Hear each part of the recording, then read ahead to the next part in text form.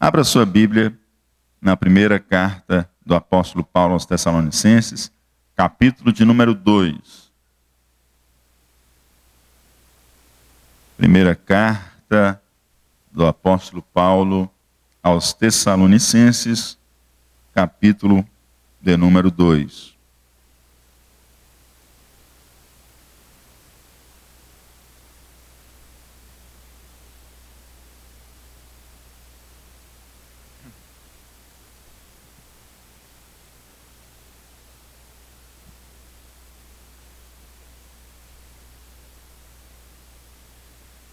Assim diz a palavra de Deus.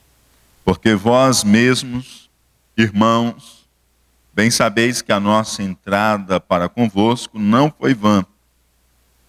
Mas havendo primeiro padecido e sido agravados em Filipos, como sabeis, tornamo-nos ousados em nosso Deus, para vos falar o evangelho de Deus com grande combate. Porque a nossa exortação não foi com engano, nem com imundícia, nem com fraudulência.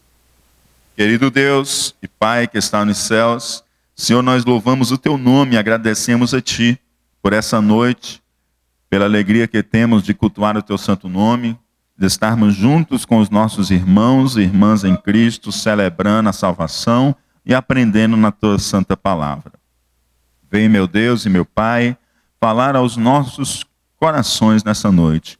Que o Teu Espírito Santo, ó Pai, possa nos trazer essa mensagem bíblica, que possamos, Senhor Deus, ter iluminado as nossas mentes, os nossos corações. Ilumina as nossas mentes, Senhor Deus, para que entendamos, ilumina os nossos corações, Senhor Deus, para que vivamos, Senhor Deus, a Tua santa e poderosa palavra. Em nome de Jesus Cristo, fala com cada um de nós essa noite, nessa noite, Senhor, porque nós precisamos ouvir a Tua voz, Senhor. Sem a direção da Tua palavra, Senhor Deus, nós nada somos e nem nada podemos fazer, Senhor Deus. Mas a Tua palavra é vida para nós. É em nome de Jesus que Te oramos e com alegria desde já Te agradecemos, porque confiamos no Teu amor, que Tu fala conosco, não porque nós mereçamos, Senhor, mas porque a Tua graça e misericórdia é infinita. Em nome de Jesus Cristo. Amém. Queridos, estamos seguindo em nossos estudos na carta do apóstolo Paulo aos Tessalonicenses. Estivemos estudando todo o primeiro capítulo, como iniciou a igreja, e essa carta em que Paulo se comunica com essa igreja que foi fundada em uma situação de perseguição, de tribulação. E aí nós adentramos no segundo capítulo esta noite, em que o apóstolo Paulo ele vai tratar nesse capítulo justamente sobre como ele tem exercido o ministério como ele exerceu o ministério lá em Tessalônica, ainda que naquele período curto. Então, no primeiro capítulo, nós conseguimos enxergar o resultado do ministério, do serviço cristão efetuado pelos pregadores, Paulo e seus cooperadores, que acabou produzindo inúmeras conversões, o estabelecimento de uma igreja local, uma igreja sadia, como nós vimos, mas também uma igreja que conseguiu olhar para Paulo, ver Paulo e seus companheiros imitadores de Cristo e passou a imitar o Senhor através da vida dos missionários. E tornou-se uma igreja ciente do seu papel evangelizador no mundo, de tal forma que a palavra de Deus nos diz que soou a palavra por eles, por toda a região circunvizinha, Acaia, Macedônia e por todos os lugares. Então tornou-se ali, passou a ter uma igreja local estabelecida, passou a ter uma igreja cristã estabelecida e uma igreja evangelizadora e que andava buscando imitar o Senhor Jesus Cristo.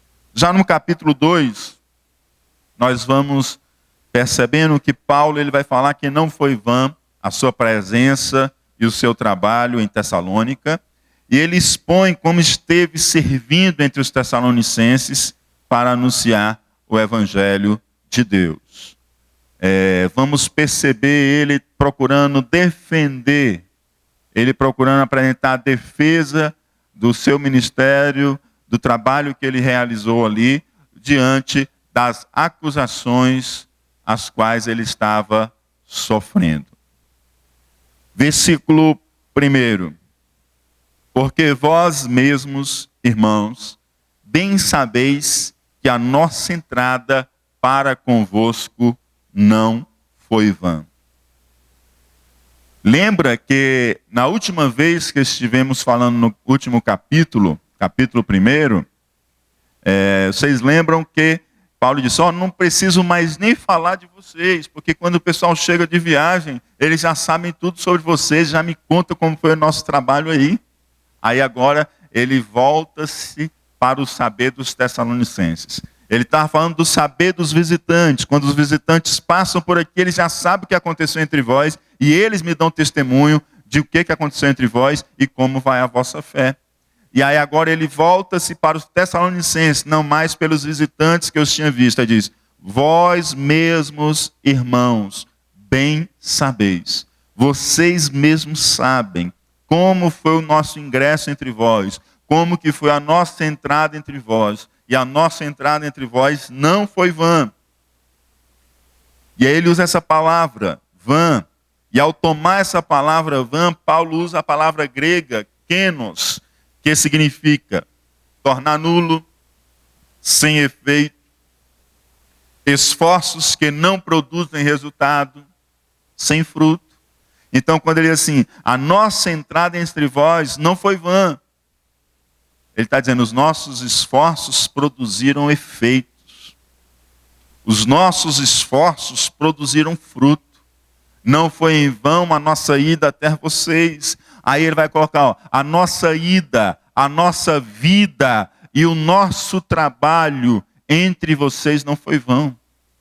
A nossa entrada entre vocês, a nossa vida entre vós e o nosso serviço, o nosso trabalho entre vocês não foi vão. Ele não foi nulo, ele não foi sem fruto. Nós empreendemos esforços e esses esforços não foram sem resultado. Então, o ingresso dele, a entrada dele entre os Tessalonicenses, ali em Tessalônica, produziu frutos. E nós podemos muito bem ver esses frutos no primeiro capítulo. A vida de Paulo também não era vazia. Paulo ele não chegou com as mãos vazias em Tessalônica. Como se Paulo dissesse, também a minha entrada entre vocês não foi de mãos vazias. Eu cheguei entre vós, não foi antes para receber, mas eu cheguei entre vós para dar. E aí isso torna-se também muito significativo, porque o mundo de então estava cheio de perambulantes, de ilusionistas, de charlatões, de pessoas que saíam de cidade em cidade ensinando com interesses puramente de receber das pessoas. E o apóstolo Paulo diz, a minha entrada entre vós não foi vazia, não foi vã, não foi sem fruto. A minha entrada entre vós eu fui com as mãos cheias. Eu não fui para receber de vós, mas eu fui para dar a vocês aquilo que eu recebi de Deus. Eu fui para compartilhar com você a graça e a salvação de Deus. Eu não fui para receber algo de vocês, antes eu vim para trazer para vocês aquilo que eu também recebi de Deus. E eu desejo que vocês experimentem. E vocês sabem muito bem disso, e vocês sabem e podem testemunhar que a nossa entrada entre vós não foi vã. Eu não estava de mãos vazias. Eu estava com as mãos cheias das dádivas de Deus para compartilhar convosco. E o seu trabalho de anunciar o evangelho também, pois a mensagem de Paulo, ela não era uma pregação vazia. A mensagem de Paulo não era vã, mas era a pregação do próprio evangelho, o evangelho de Deus, o evangelho que é poder de Deus para a salvação. Então o que nós vimos aqui? Paulo diz, olha, eu entrei entre vocês e a minha ida até vocês não foi vã, porque ela produziu resultados, ela produziu frutos. Aí Paulo diz assim, eu fui até vocês e eu não fui de mãos vazias, eu não fui para receber e para mendicar alguma coisa, como esses falsos ensinadores andam rodando aí entre vocês, gregos, procurando agariar alguma coisa entre vocês. Não fui com esse intuito, eu fui com as mãos cheias das dádivas de Deus, da graça de Deus, para compartilhar convosco o amor e a graça de Deus e a salvação de Deus para vocês. E aí Paulo também diz, o meu trabalho entre vós, qual foi o trabalho de Paulo entre os Tessalonicenses? O trabalho de Paulo entre os Tessalonicenses foi anunciar o evangelho de Deus. O trabalho de Paulo entre os Tessalonicenses foi ensinar a sã doutrina sagrada. Foi esse o trabalho. E ele diz, meu trabalho ele também não foi vão, ele não foi vazio de resultados, porque o que eu prego não é simplesmente palavras humanas, mas eu prego o evangelho de Deus. E o evangelho de Deus tem poder transformador. Então esse evangelho que eu preguei, eu não preguei uma mensagem vazia. Eu preguei uma mensagem cheia do poder e da graça de Deus, porque a mensagem que eu vos anunciei foi a mensagem de Deus. Eu sou apenas um mensageiro dessa poderosa mensagem. E aí Paulo diz, isso é tão verdade que vocês são testemunhas não apenas oculares, mas vocês são testemunhas vivas do que aconteceu entre vós. Olha só, a pregação está cheia do poder transformador, o que produziu resultados perenes. Quais foram esses resultados? A operosidade da fé e do amor, que nós vimos lá no capítulo 1, verso 3, tornaram-se imitadores do Senhor. Por que eles tornaram-se imitadores do Senhor? Porque eles ouviram a palavra e viram a vida de alguém que imitava a palavra, imitava o verbo que se fez carne. E cheios da alegria do Espírito Santo. Só pode ser cheio da alegria do Espírito Santo quem foi alcançado pelo poder do Evangelho. Exemplo para os fiéis, versículo 7. Proclamadores do Evangelho, versículo 8 do capítulo 1. E certos do seu futuro em Cristo, versículo 10. Como nós vamos ver em todos os capítulos, você vai ver uma referência à volta do Senhor Jesus Cristo. Então, ele percebe o que? Olha como as coisas entre vocês mudaram. Vocês tornaram-se operosos na fé e no amor. Vocês tornaram-se imitadores do Senhor. Vocês estão cheios da alegria do Espírito Santo. Vocês tornaram-se modelo de fé para os fiéis. E vocês tornaram-se proclamadores do Evangelho. E vocês estão certos da volta do Senhor Jesus. Ou seja, a nossa entrada entre vós não foi vã. A nossa entrada entre vós alcançou o fim desejado. Verso 2.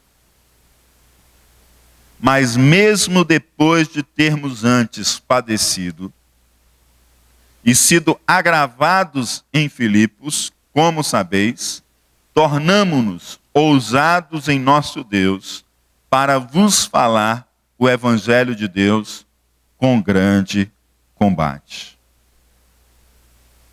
Mas mesmo depois de termos antes padecido e sido agravados em Filipos. Os irmãos estão lembrados, lá da nossa primeira terça-feira em que começamos a estudar essa carta, que o apóstolo Paulo, antes de chegar a Tessalônica, ele passou por Filipos. E lá em Filipos, ele juntamente com Silas, foram açoitados e foram presos, foram amarrados ao tronco e eles começaram a louvar durante a noite. E aí Deus trouxe um terremoto, as celas se abriram e ele foi livre dali, né? Ganhou o carcereiro para Jesus e a família do carcereiro e teve que sair da cidade de Filipos. E ele sai da cidade de Filipos e ele vai a Tessalônica. Então ele diz, e vocês sabem que nossa entrada entre vós não foi vã. Mesmo que isso aconteceu depois de nós termos padecido e sido agravados, humilhados em Filipos. Então você imagina, o apóstolo Paulo sai de Filipos, ele caminha com os seus cooperadores cerca de 3 dias, chega na cidade de Tessalônica após 3 dias aproximadamente de viagem, e quando as pessoas o veem chegando, é claro que é visível as marcas da prisão e as marcas do açoite, da violência que eles sofreram em Filipos. Primeira coisa que se pode se imaginar é o seguinte: quem são esses que foram dignos de serem açoitados? O que eles fizeram de errado? Alguma coisa eles fizeram de errado. Algum crime eles cometeram. E o apóstolo Paulo diz: mesmo depois de termos sido humilhados, mesmo depois de termos padecido agravos em Filipos. E ele faz a conexão de que não foi vã, apesar de tudo que ele tinha passado. Parecia que ele tinha chegado sem nada, só com marcas da violência. Mas ele não chegou de mãos vazias. Ele chegou cheio das dádivas graciosas daquele que abençoa, que é o nosso Deus, o Pai de todas as luzes, Pai das luzes. Aleluia. T.E. Wilson frisa que o sofrimento do apóstolo Paulo e seus companheiros não foi apenas físico, mas também mental. Porque Paulo, como cidadão romano, devia estar a salvo da humilhação de uma surra em público. Ele foi publicamente açoitado. E se nós formos para a lei romana, ele, como cidadão romano, ele não deveria sofrer esta humilhação pública. Mas mesmo depois de serem agravados, humilhados, Paulo e seus cooperadores, eles não recuam. Paulo, juntamente com Silas, Timóteo, ele avança. Nós tornamo-nos ousados em nosso Deus. Mas havendo primeiro padecido e sido agravados em Filipos, como sabeis, como vocês sabem, tornamo-nos ousados em nosso Deus. Olha só, depois de apanhar, depois de ser preso, eles podiam ter recuado. Mas ele disse que aconteceu foi o contrário. Ele tornou-se mais ousado. Ele tornou-se mais ousado. Amém? Um bocado de gente quis zombar com você semana passada porque você era crente e não podia e não ia pular carnaval, né?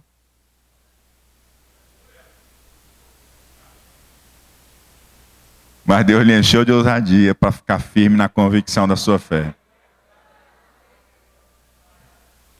E amanhã você vai voltar para o trabalho cheio de força e de energia.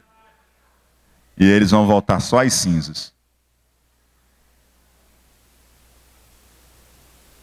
Não é verdade? E Deus lhe fez mais ousado, mesmo diante de uma chacoalha, né? Mesmo diante de uma zombaria. Deus lhe fez mais ousado e você manteve-se mais firme na sua fé. E aí mesmo depois de tudo isso, quando você espera que Paulo vai recuar, pelo contrário, Paulo diz, pelo contrário, nós tornamo-nos ousados em nosso Deus. E onde é que está a origem dessa ousadia? Em Deus. Ele diz, tornamo-nos ousados. Como é que está escrito aí na sua Bíblia? Tornamo-nos ousados.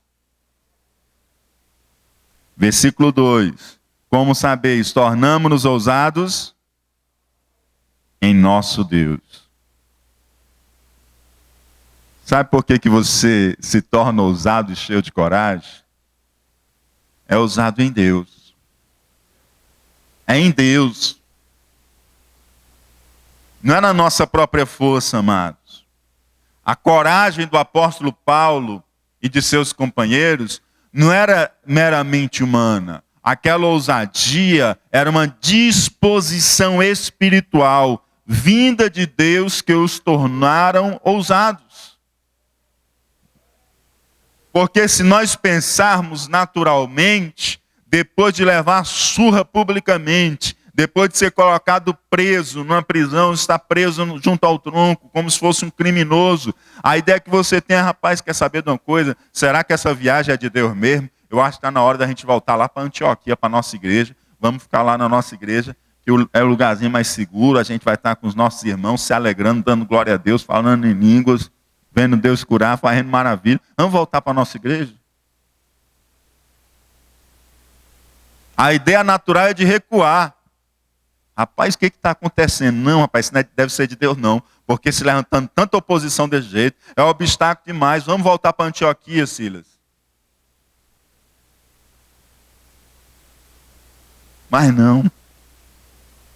O apóstolo Paulo e Silas compreendem, entendem que eles precisam continuar avançando.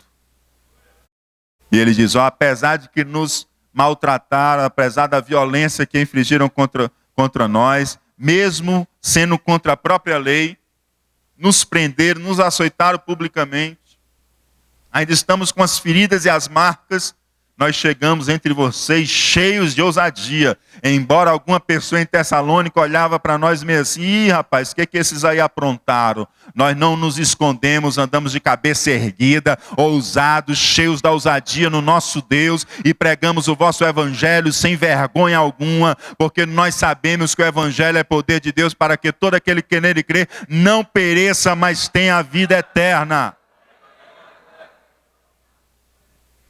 E aí o apóstolo Paulo declara essa ousadia que ele recebeu de Deus.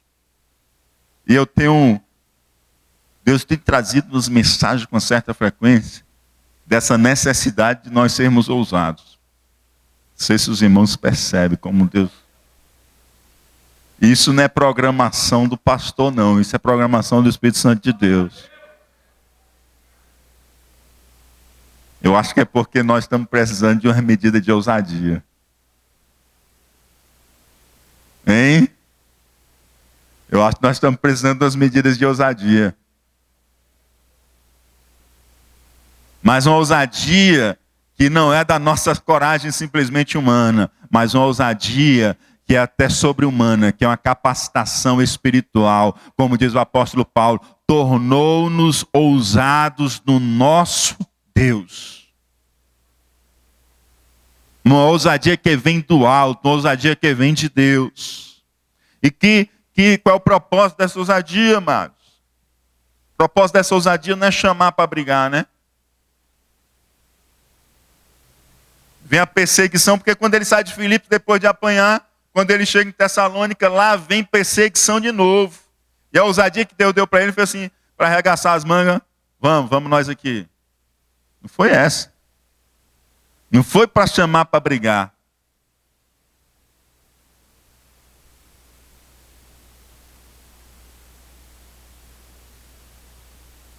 Porque tem crente no trabalho que chama os outros para brigar, né?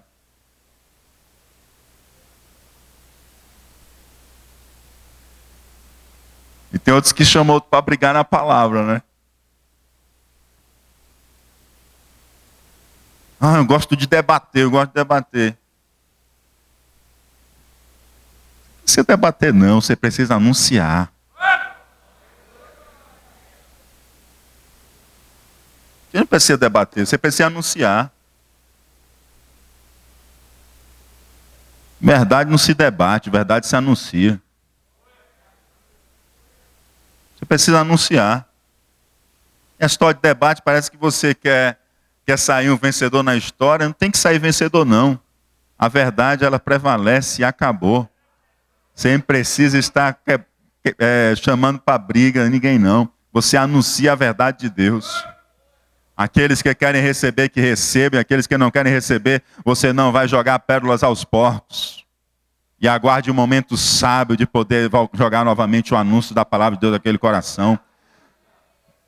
Tinha um colega meu no trabalho que ficava querendo puxar coisa, quando eu vi que era só, eu ficava na minha. Aí quando abri a oportunidade, eu anunciava. Que Deus nos dê graça, sabedoria e ousadia. Graça, sabedoria e ousadia. Porque tem uns que Deus tem dado sabedoria, mas está faltando ousadia. Mas que Deus lhe dê ousadia. Para que você tenha coragem de abrir a boca quando é necessário abrir a boca. E que Deus lhe dê ousadia para quando for necessário fechar a boca, você ficar com o lábio cerrado. Porque tem crente que estraga quando abre os lábios.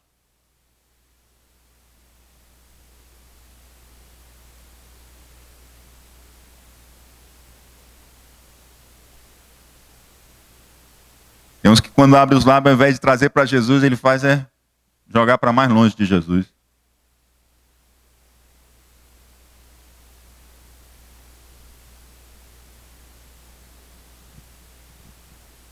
Provérbios diz que a palavra dita ao seu tempo é como maçã de ouro em uma salva de prata. Que Deus nos dê essa graça e essa sabedoria. Para que sejamos ousados no momento de falar e ousados no momento de calar. Mas como assim, pastor? Ser ousado no momento de calar? Ser ousado conosco mesmo, mas às vezes vem bem aqui para falar, né? Aí você vai ser ousado para engolir e não falar. Porque na hora certa. E às vezes você está tão acanhado assim para não dizer nada.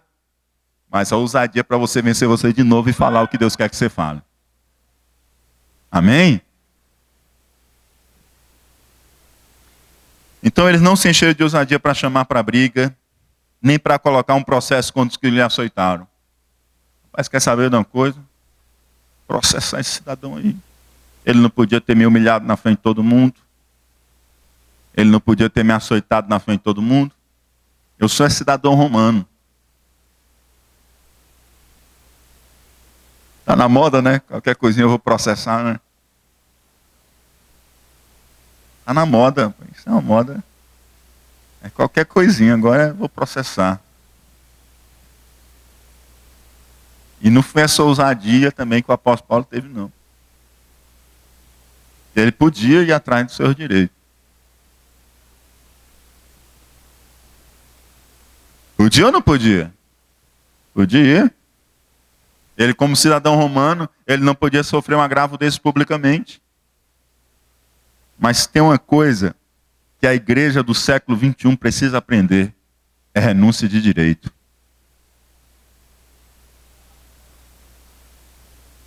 A igreja do século 21, ela não sabe o que é renúncia de direito. E a igreja do século 21, ela diz, nós queremos ser como a igreja primitiva, pois uma das primeiras coisas que você vai precisar aprender é a renunciar ao seu direito.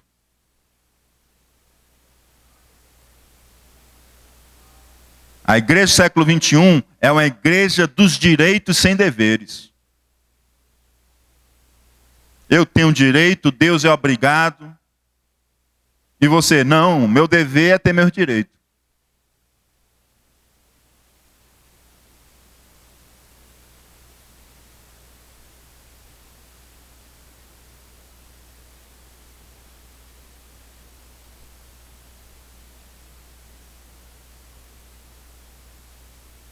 A peça teatral, ela tem muitas coisas. E se você não tomar nota, está muito atento, você passa despercebido. Né? Quem assistiu o artigo 121, talvez nem percebeu a crítica à igreja que não renuncia aos seus direitos. Na hora do julgamento, quem tinha cometido o assassinato,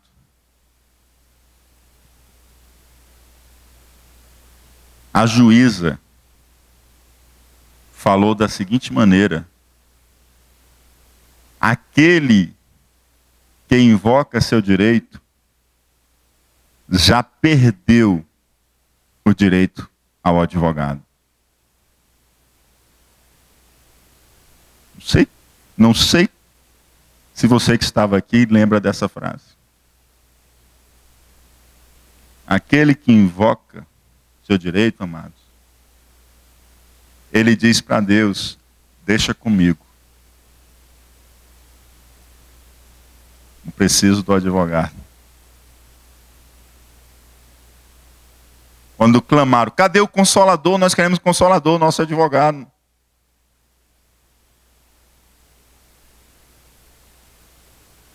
Às vezes, não, aquele que invocou seu direito e exigiu seu direito, perdeu o direito ao advogado. Claro que se você pensa isso no plano jurídico, é outra questão, né? Nós estamos falando no plano espiritual.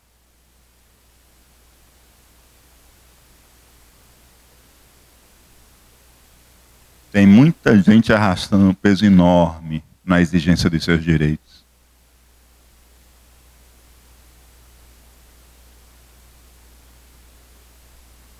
Discipulado é negar-se a si mesmo e tomar a sua cruz.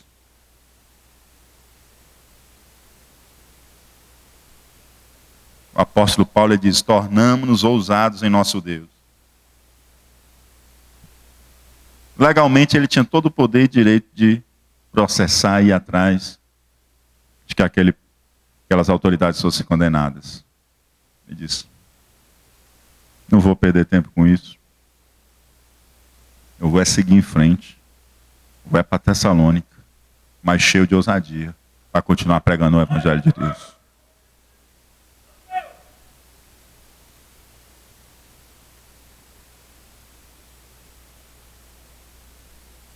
Teve um momento que eu fui injustiçado e eu chamei a pessoa responsável pela empresa e sentei-me e conversei. Na verdade está tudo diferente do que foi acertado. E na verdade isso aqui caberia um senhor problema para você. Um processo sério contra você. Mas não tem problema não. Vou nem mexer com isso. Mas eu só te chamei para te dizer uma coisa. Que o que você está semeando, você vai colher. Porque eu não vou levar isso adiante coisa nenhuma. Mas tem um Deus no céu que não deixa passar em branco. Não deixa passar em branco. E eu não vou comprar essa briga não. Deixa com ele. E vai ter um dia que se você não pagar aqui, vai ter um dia que você vai ter que prestar conta de tudo. Ou você paga aqui, ou você vai ter que prestar conta lá. Porque você sabe o que foi ajustado, o que foi acertado, o que foi acordado. Você sabe. Não, e o que mais? Quero só que você tenha ciência disso. Somente isso. Mais nada. E o prejuízo, pode deixar o prejuízo comigo. Porque eu prefiro ter um prejuízo desse do que um prejuízo espiritual.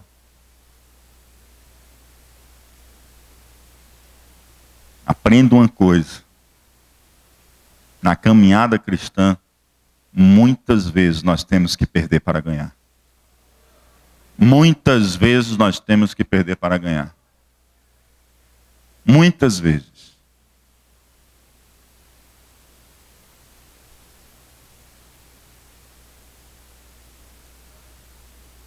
Ele não é cheio de ousadia para brigar, ele não é cheio de ousadia para colocar um processo contra os que lhe açoitaram e lhe prenderam, nem mesmo para maquinar um mal contra eles ou uma diabólica vingança.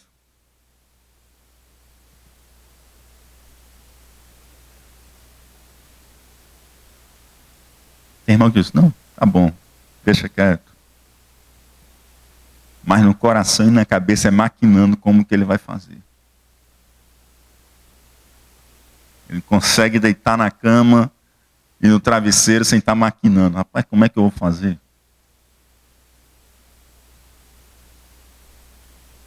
Esse tipo de ousadia aí, Deus também não coloca na vida de ninguém não, viu? De maneira alguma, de modo algum, Paulo deixa claro que se tornaram ousados em Deus para anunciar o evangelho com grande combate. Como sabeis, tornamo-nos ousados em nosso Deus para vos falar o evangelho de Deus com grande combate. A ousadia que Deus me deu, Paulo diz, foi para anunciar o evangelho de Deus, ainda que com grande combate, ainda que com grandes conflitos, ainda que com grandes tribulações, ainda que com grandes perseguições, nós não nos acovardamos e anunciamos o evangelho de Deus.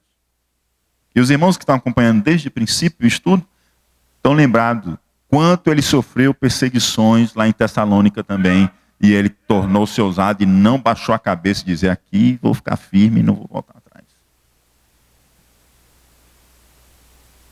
Seja ousado. Seja ousado. Nós falávamos sobre a caminhada cristã no domingo passado. E nós falamos como às vezes na caminhada a atenção e o cuidado que o escritor Hebreus diz, olha, não sejam devasso nem profano nessa caminhada. E às vezes falta ousadia do pai e da mãe. Quando chega, né? Pedido da escola para comprar fantasia de carnaval. Para a criança brincar o carnaval na escola. Aí o pai e a mãe dizem assim, não, eu vou comprar. Vai traumatizar o meu filho, só ele na escola não vai pular.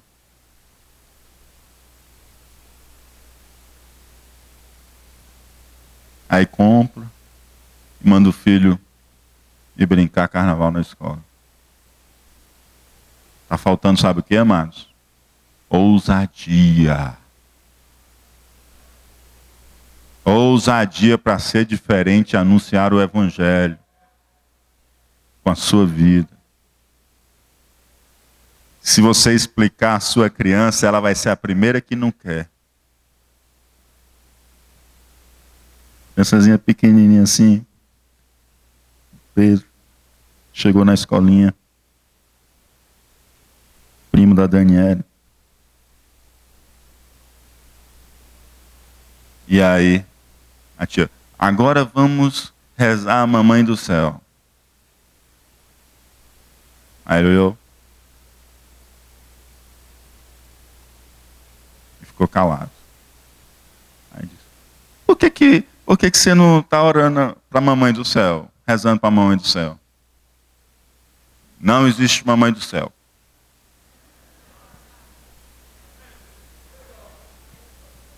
Aí ele disse, não existe sim a mamãe do céu, vamos rezar todo mundo junto. Não existe mamãe do céu, que a minha mãe já me disse que não existe mamãe do céu.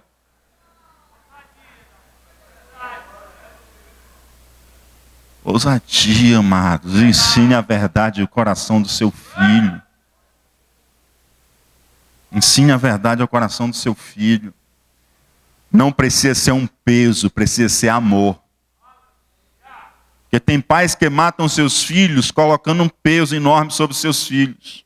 Mas se você falar com amor, ensinar a verdade, ele mesmo vai ter o fruto da verdade brotado em seu coração. Ele mesmo. De tal forma que quando chega carnaval, festa junina, ele mesmo já diz para o colega dele que é ele que não quer e acabou. Mas se você disser que ele não pode ir só porque ele não pode, você estragou. Você perdeu a oportunidade de ensinar uma santa verdade a ele. E de fazê-lo ousado onde quer que ele esteja. No Senhor. E grande combate, conflito, amados, o apóstolo Paulo enfrentou em Tessalônica. A perseguição em Filipos não deixou de ser uma preparação divina para as dificuldades que o apóstolo Paulo enfrentaria em Tessalônica. toda aqueles açoites públicos, aquela prisão, ser amarrado ao tronco, no meio da prisão, aquilo ali não era nada mais do que uma preparação divina para as tribulações e perseguições que o apóstolo Paulo ia passar em Tessalônica. Aquilo ali foi o que Deus usou para torná-lo mais ousado em Deus para anunciar o evangelho. E às vezes você está passando uma tribulação, está passando uma dificuldade, você não está entendendo por quê, mas é o Senhor fortalecendo os teus músculos espirituais, é o Senhor te fortalecendo, te empoderando para aquilo que está para vir aí pela frente. Então dá glória a Deus, faz que nem diz o apóstolo Tiago. O apóstolo Tiago diz assim, ó, está vindo a tribulação aí? Pois abre a porta, serve um cafezinho, manda a tribulação sentar no sofá, serve um cafezinho à tribulação, porque tem um propósito divino nisso tudo aí, meu amado. Alegra-te no Senhor, que é Ele que está fazendo isso para te capacitar e te fortalecer ainda mais.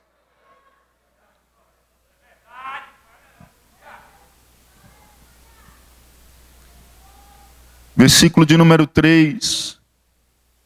Porque a nossa exortação não foi com engano, nem com imundícia, nem com fraudulência. Meus amados, Paulo e seus cooperadores, eles não foram simplesmente expulsos fisicamente de Tessalônica.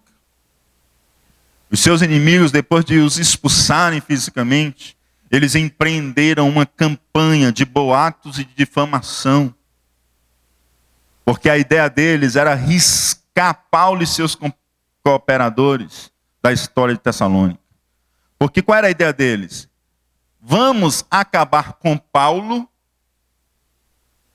e os seus companheiros, que se nós acabarmos com eles, a mensagem do evangelho será comprometida. Então todo mundo vai ignorar o evangelho, a mensagem que ele pregou aqui. Então o apóstolo Paulo, depois que é expulso, ele começa a ser alvo de vários boatos.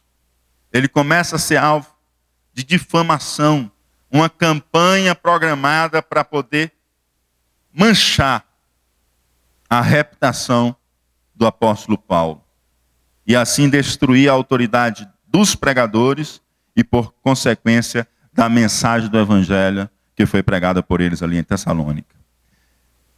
Aqui em Tessalônica, o apóstolo Paulo, ele sofre acusações dos inimigos do evangelho. Mas, lá em Corinto, o apóstolo Paulo sofre acusações dos seus filhos na fé. Então, ora nós sofremos acusações dos inimigos de Deus. Mas o mais lamentável é quando se sofre acusações dentro do corpo de Cristo. E no caso do apóstolo Paulo, ele começou a sofrer acusações de seus próprios filhos na fé. De tal modo que a segunda carta aos Coríntios, grande parte dela é o apóstolo Paulo fazendo a defesa do seu caráter, do seu ministério e dos motivos do seu serviço cristão.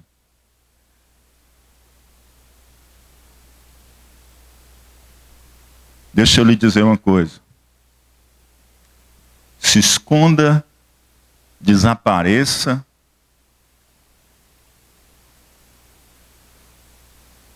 E você não vai achar ninguém querendo manchar você.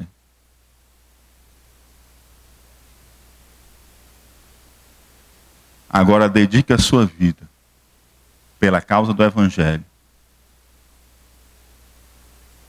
que vai se levantar pessoas para falarem contra você. Pessoas de fora, pessoas de dentro.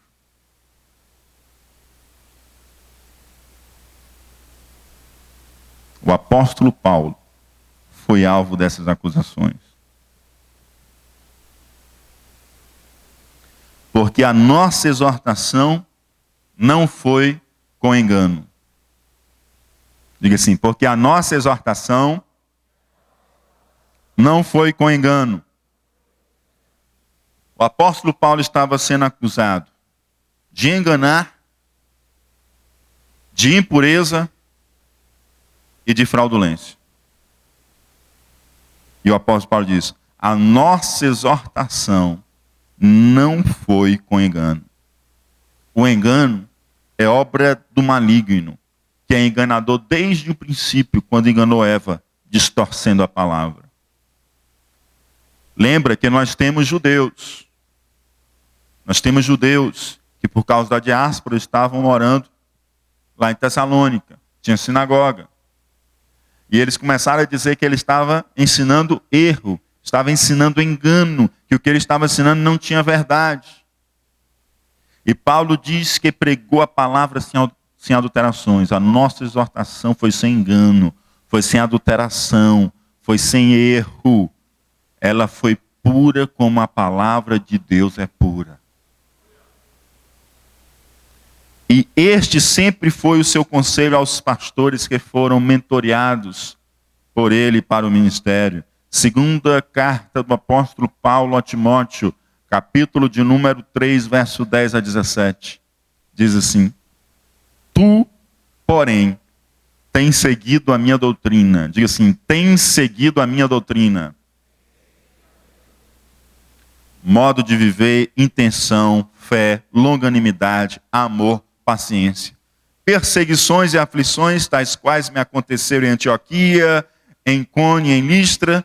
Quantas perseguições sofri, e o Senhor de todas me livrou. Paulo escrevendo a Timóteo. E também todos os que piamente querem viver em Cristo Jesus padecerão perseguições. Mas os homens maus e enganadores irão de mal para pior, enganando e sendo enganados. Eu não estive entre vós pregando engano, eu estive pregando a verdade. É isso que o apóstolo Paulo está dizendo. Eu estive pregando a sã doutrina, e aqueles que querem verdadeiramente e piamente viver em Cristo serão perseguidos. Mas os maus e enganadores, eles seguirão de mal a pior, enganando e sendo enganados. Se eu tivesse pregado engano para vocês, vocês estavam enganados e vocês estavam indo de mal a pior. Mas toda notícia que corre pelo mundo é a maravilha da operosidade da vossa fé e do vosso amor. É que vocês tornaram-se imitadores do Senhor. É que vocês tornaram modelo, exemplo de fé para as pessoas em todo o mundo. Então não preguei engano entre vocês, porque o engano ele leva as pessoas de mal para pior.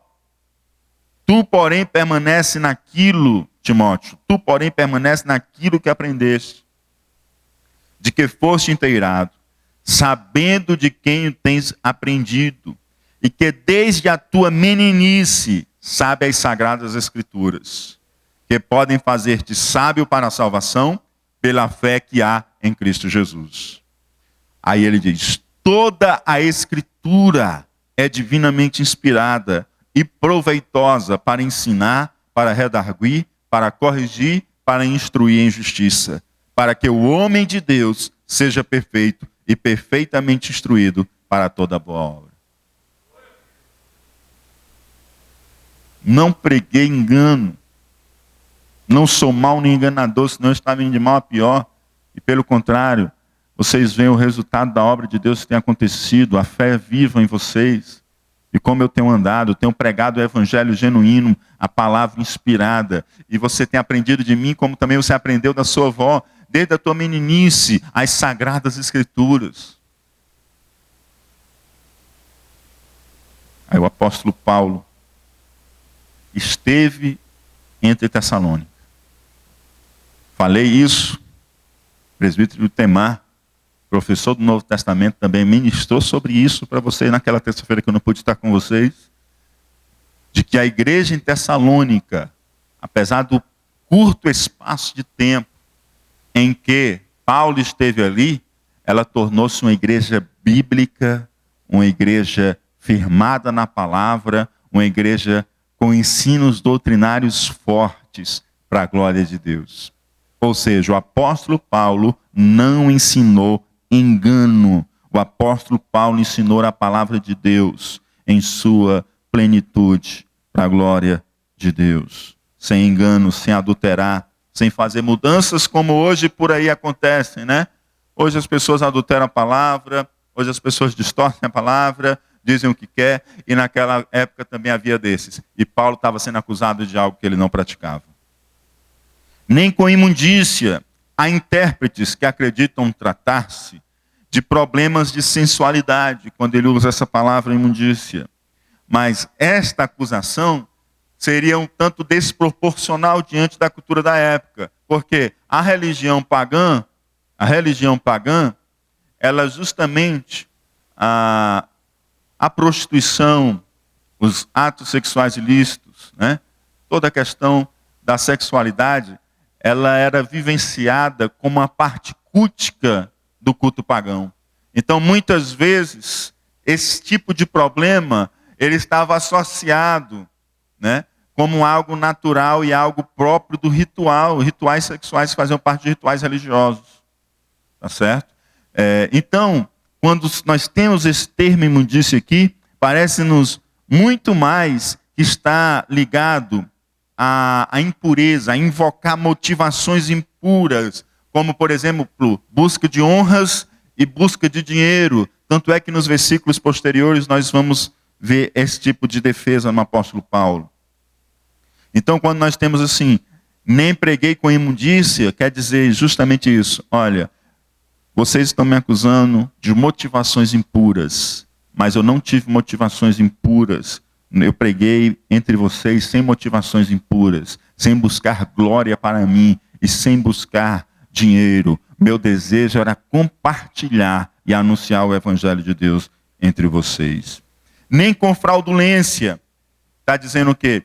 Preguei entre vocês sem engano, sem motivações impuras e sem fraude. Eu não fiz uso de artifícios, não fiz uso de fraudes para atrair uma audiência e convencê-la. Hoje tem algumas reuniões de conselhos pastorais que faz vergonha, né? As pessoas sentam para programar e entender como atrair pessoas. E aí elas começam a botar em cima da mesa livros de gurus do marketing para saber como vai atrair as pessoas para dentro dos templos. Isso é fraude, amados. Isso é fraude. Isso é fraude. As pessoas precisam ser atraídas a Deus pelo poder do Evangelho. Pelo poder do Evangelho. A igreja tem o que os clubes, os que as empresas de evento não têm. A igreja tem a mensagem da salvação. A igreja tem o Espírito Santo de Deus. Se a gente for querer concorrer com o mundo, amados, já desandamos total. A gente não está para concorrer com o mundo, a gente está para andar contra o mundo.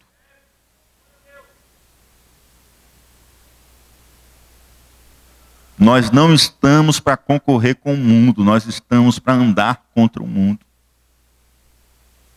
Na contramão. Nosso caminho é outro. Os nossos métodos são outros.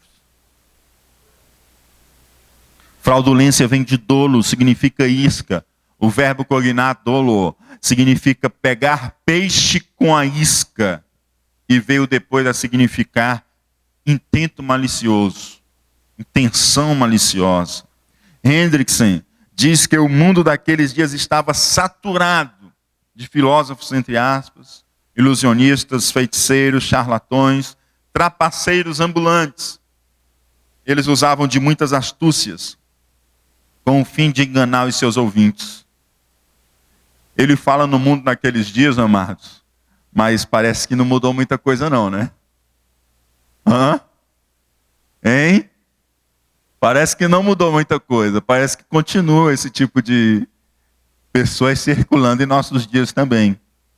E usando de astúcias com o fim de enganar seus ouvintes.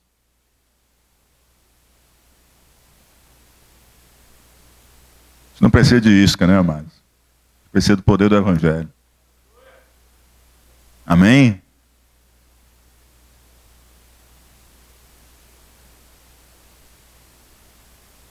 A pessoa escreveu, um aluno meu, de uma escola de missões, escreveu, dizendo: estou aqui na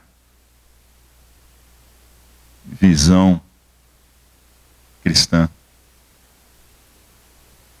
Estou maravilhado em ver multidões de jovens lendo livros, discutindo sobre o Santo Evangelho, falando sobre o Santo Evangelho. E as pessoas ávidas por ouvirem a palavra de Deus. Multidões presentes para ouvirem a palavra de Deus.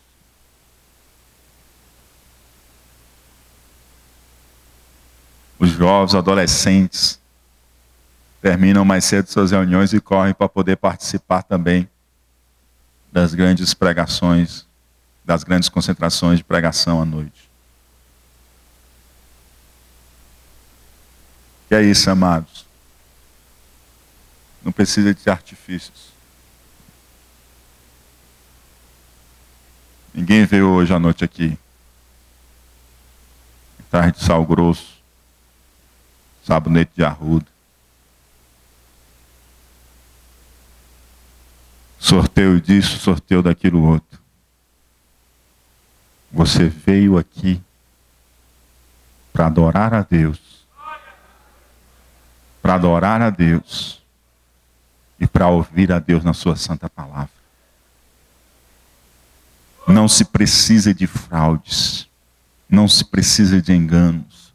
Não se precisa de impurezas. O que se precisa é anunciar o Evangelho genuíno. O Evangelho genuíno é disso que precisa.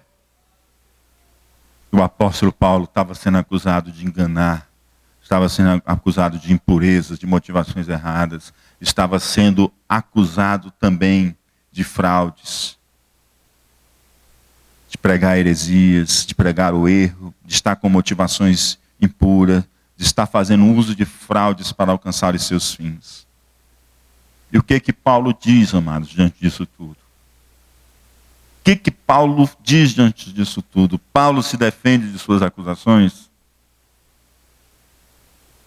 E se Paulo defende as acusações contra ele, por que Paulo faz defesa?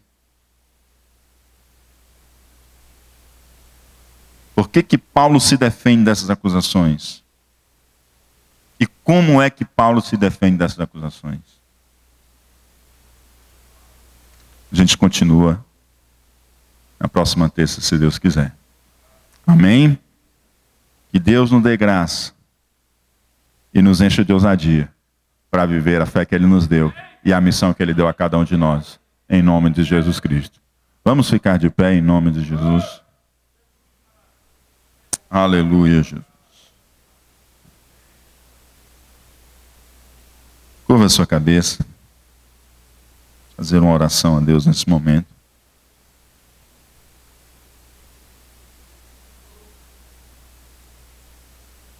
Pai querido que está nos céus, Deus Santo, aqui estamos nós, a Tua igreja, Senhor. Oh, Pai, nós Te amamos e Te adoramos, Senhor. Sabemos, Senhor Deus, que não temos sofrido, Senhor Deus, as mesmas perseguições e as mesmas tribulações que o apóstolo Paulo passou ali em Filipos, Senhor. Mas, Senhor Deus, Tu encheu de ousadia em Ti para cumprir a Tua grande missão na vida dele. Senhor, nós pedimos perdão a Ti pelas vezes que nós temos nos acovardado e temos recuado, Senhor. Mas nós queremos Te pedir como igreja do Senhor Jesus, que nos dê ousadia do alto, ó Pai. Que nos dê ousadia em Ti, Senhor, para sermos quem nós fomos chamados a ser e para fazermos o que fomos chamados a fazer, ó Pai. Enche-nos, Senhor Deus, de ousadia. Sabemos que a nossa coragem, a nossa ousadia, ela para, Senhor Deus. Ela para, Senhor, quando nós não temos essa capacitação sobrenatural. Quando não há ousadia, Senhor Deus, uma disposição vinda inteiramente de Ti, Senhor. A ousadia de Pedro, Senhor Deus. Enquanto ela foi humana, ele puxou a espada, cortou a orelha do soldado, Senhor.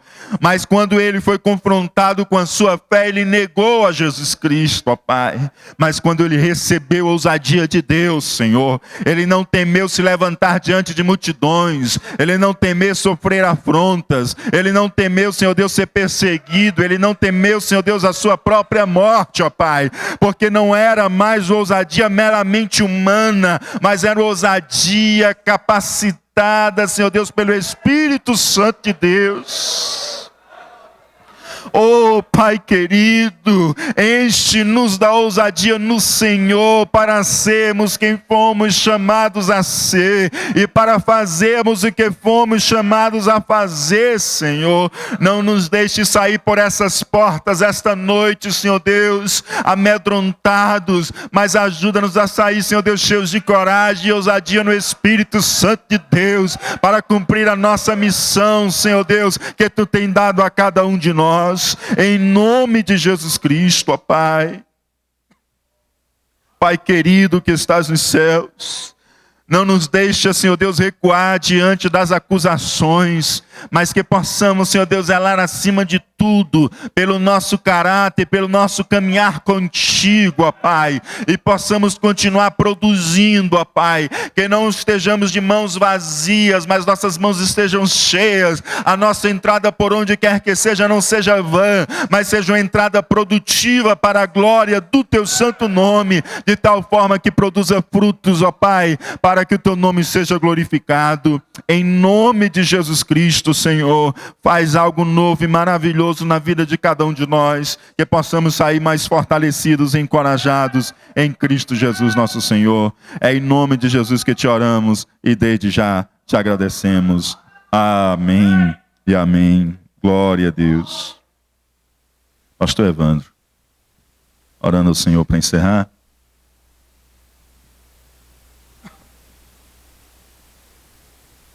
Glória a Deus. Vamos orar.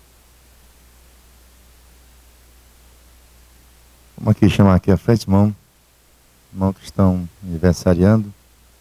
Paulo César. O Paulo César está? Quero orar por você.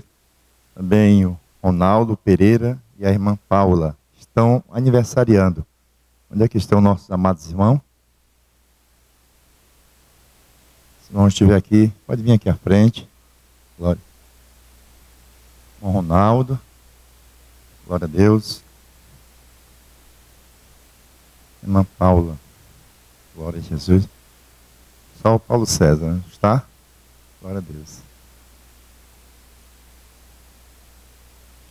Também aqui tem um pedido de oração, irmão, pelo pai da irmã Paula, que irá fazer uma cirurgia, e por sua mãe, que tem um problema sério na coluna, né?